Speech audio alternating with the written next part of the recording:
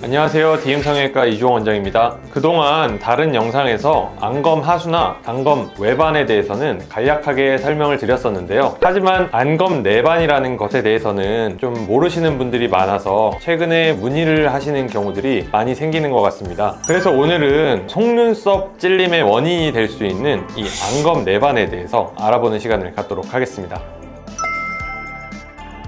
안검 내반이라고 하면 안구 주변의 피부 자체가 안구 쪽으로 말려 들어가서 그 위에 이제 붙어있는 속눈썹이 안구를 찌르는 상태를 안검 내반이라고 합니다.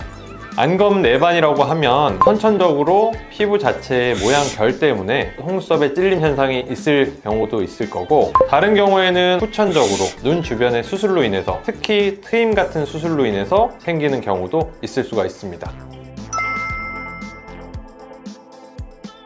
안구 주변에는 속눈썹이 위쪽도 있고 아래쪽도 있게 되는데, 윗부분에 속눈썹이 찔리는 경우에는 간단하게 쌍꺼풀 수술, 쌍꺼풀을 만듦으로 인해서 이런 이제 눈썹 찔림을 방지할 수가 있기 때문에 보통 안검 내반이라고 지칭하는 경우에는 아래 속눈썹이 찔리는 경우를 통칭을 하게 됩니다. 아래 속눈썹이 찔릴 때는 보통은 아래 속눈썹 아래쪽에 피부가 다른 일반적인 사람들에 비해서 여분이 있는 경우에 속눈썹 각도가 피부 밀림 현상에 의해서 안구 쪽으로 꺾이게 됩니다. 당연히 이제 피부가 남는 거기 때문에 이 남는 피부를 절제해 주게 되면 속눈썹 각도는 그 피부 결을 따라 다시 한번 내려오게 되는 현상이 발생하게 되는 거죠. 따라서 아래쪽 속눈썹이 찔리는 안검 내반의 해결 방법은 아래쪽 여분의 피부를 절제해내서 깨끗하게 이제 봉합을 해주는 게 해결 방법이 되겠습니다.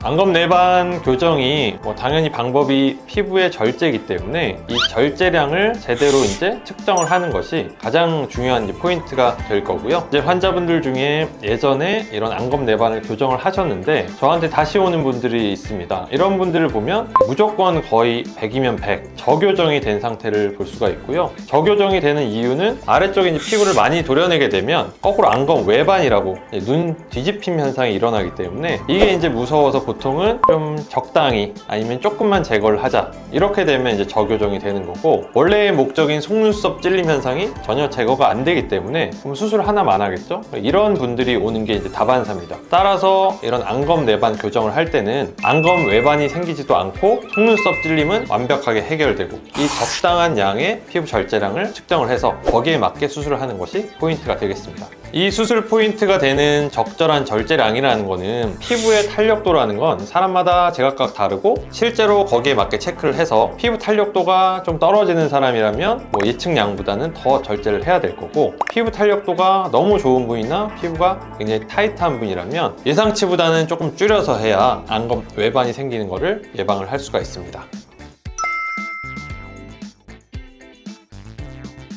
당연히 성형외과에서 하는 게 유리할 걸로 생각이 됩니다. 우리나라에서는 대부분 이제 어렸을 때 속눈썹 찔림이 선천적으로 있는 아이들 같은 경우에 부모님들이 눈을 찔러서 자꾸 눈에 자극이 되고 눈에 충혈이 되고 하니까 안과를 가는 게 이제 일반적이죠. 그럼 안과에서는 찔리니까 이거 이렇게 제거하면 돼요 하고 수술하는 게 일반적이어서 안과를 가게 되는데, 제 경험상 보게 되면 안과에서 수술하는 경우에는 안과에서는 안구 질환을 보는 과지 피부를 제거하거나 봉합하는 과가 아니기 때문에 적당한 절제량을 찾아서 하는 경우는 좀 드물게 됩니다. 대부분 이제 좀 저교정을 하게 돼서 나이가 한두 살 더 먹었는데도 여전히 찔려서, 그러면 또 이제 성형외과를 다시 찾게 되고, 그러면 이제 재수술이기 때문에 조금 더 수술이 난이도가 있거나 흉터가 좀 더 남게 되고, 이러한 일들이 발생을 할 수가 있기 때문에 성형외과에서 진료를 받고 수술을 하시는 것이 유리하다고 생각이 됩니다.